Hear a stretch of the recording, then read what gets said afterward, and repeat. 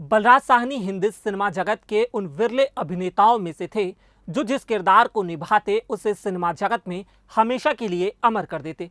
फिर चाहे वो विमल रॉय द्वारा निर्देशित 2 बीघा जमीन हो या फिर MS सेथ्यू द्वारा निर्देशित गर्म हवा, बलराज साहनी ने जिन फिल्मों में अभिनय किया वो न सिर्फ हिंदी सिनेमा के लिए बल्कि विश्व सिनेमा में भी अभिनय का पर्याय बन गए। आज इस वीडियो में हम आपको बलराज साहनी की जिंदगी से जुड़े कुछ रोचक तथ्य बताएंगे। चूंकि आज उनकी पुण्यतिथि है, इसी वजह से आज इस वीडियो में बात बलराज साहनी की होगी।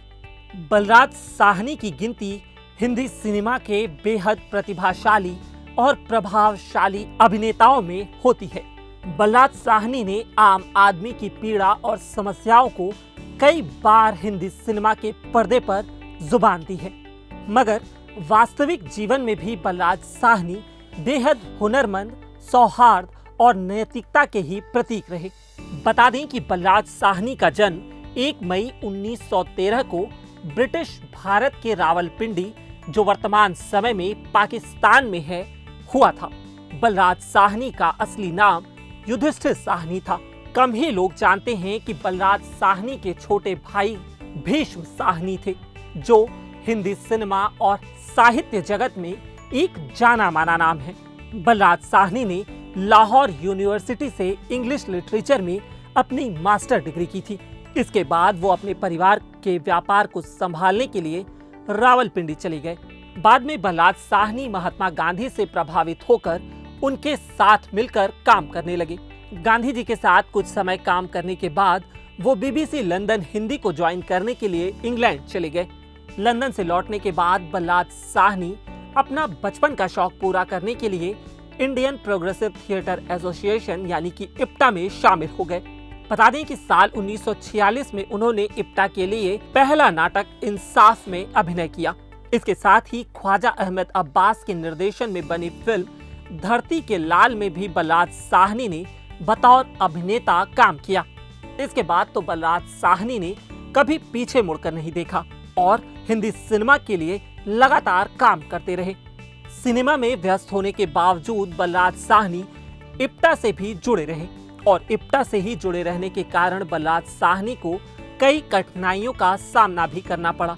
उन्हें कई बार जेल भी जाना पड़ा। दरअसल में आम जीवन में बहुत सहज और सौम्य दिखने वाले बलराज साहनी असल में बहुत क्रांतिकारी और कम्युनिस्ट विचारों के थे और इन्हीं विचारों की वजह से उन्हें कई बार जेल की यात्राएं भी करनी पड़ी। ऐसा ही एक किस्सा उनके पुत्र परीक्षित साहनी बलराज साहनी पर लिखी किताब the non conformist memories of my father Balraj Sahni किताब में व्यक्त करते हैं।